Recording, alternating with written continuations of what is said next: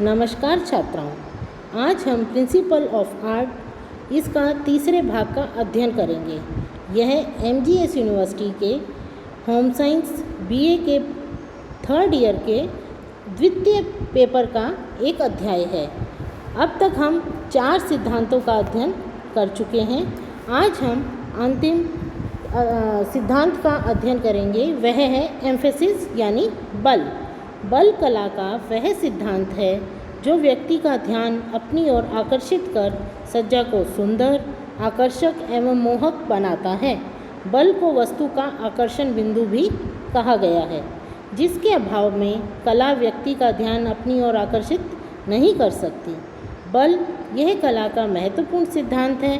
किसी भी सज्जा या कला में संतुलन, अनुपात, अनुरूपता तथा लय का योग्य एवं उचित उपयोग करने पर भी यदि उसमें बल का अभाव हो तो वह व्यक्ति का ध्यान अपनी ओर आकर्षित नहीं कर पाती। बल का अर्थ होता है रुचि। रुचि का एक विशेष केंद्र रखना और अन्य वस्तुओं को उसके अधीनस्थ बनाना, यह बल कहलाता है।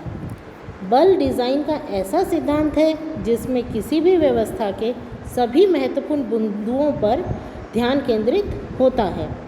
बल का उपयोग करते समय हमें कुछ घटकों का ध्यान रखना चाहिए, जैसे कि बल किसे दिया जाए अर्थात व्हाट टू एम्फेसाइज, बल कैसे दिया जाए हाउ टू एम्फेसाइज, बल कितना दिया जाए हाउ मच टू एम्फेसाइज। प्रथम है बल किसे दिया जाए। बल इस सिद्धांत का उपयोग बहुत सोच समझकर किया जाता है, अतः सज्जा करने से पूर्व ही यह निश्चित कर लेना चाहिए कि बल किसे दिया जाए।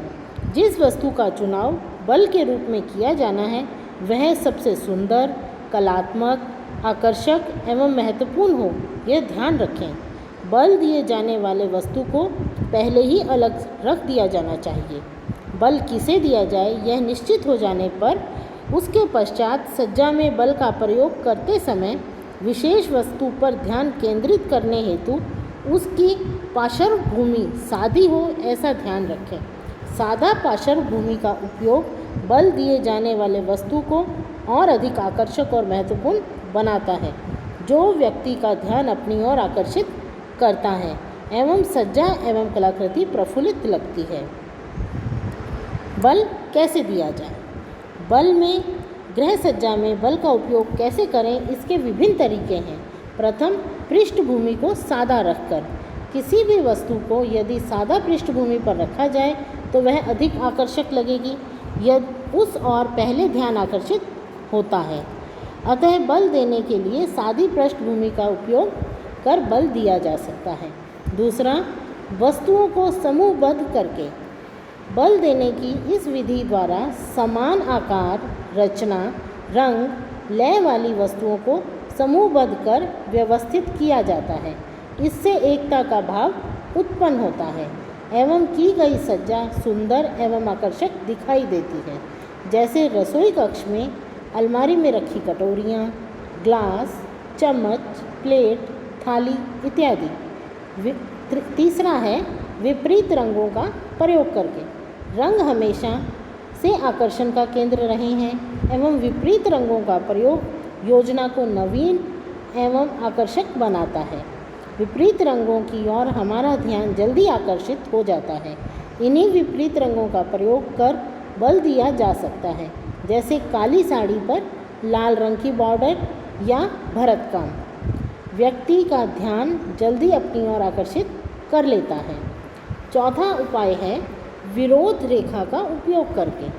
रेखाओं द्वारा विभिन्न आकारों की निर्मित होती है। विभिन्न रेखाओं के आधार पर सज्जा की जाती है। सज्जा में यदि विरोधी रेखाओं का उपयोग किया जाए तो यह व्यक्ति का ध्यान अपनी ओर केंद्रित करने में सफल होती हैं। अतः बल देने के लिए विरोधी रेखाओं को भी उपयोग में लाया जाता है, जैसे दीवार पर लोड एवं कुशन की व्यवस्था, दीवार पर तिरछी रेखा में लगी फ्रेम।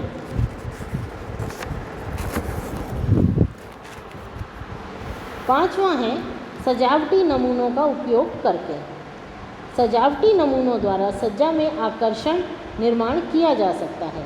सज्जा में बल देने के लिए विभिन्न आकर्षक वस्तुओं और नमूनों का उपयोग किया जा सकता है, किंतु सजावटी नमूनों का अधिक उपयोग भद्दा दिखाई देता है, इसलिए बहुत अधिक नमूनों का उपयोग नहीं करना चाहिए।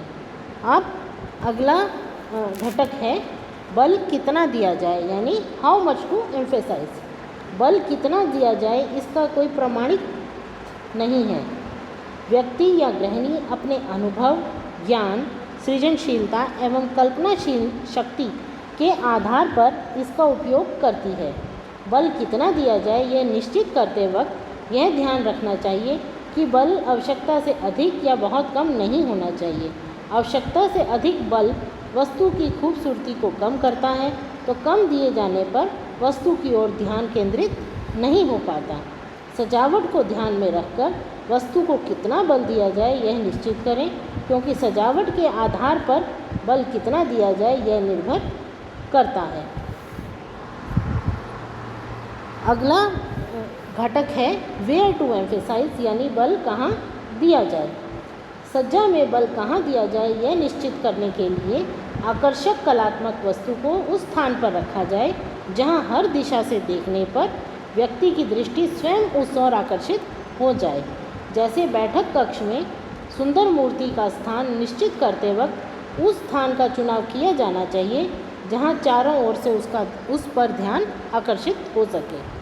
अब application of emphasis in interior decoration, यानी गृह सज्जा में बल का उपयोग।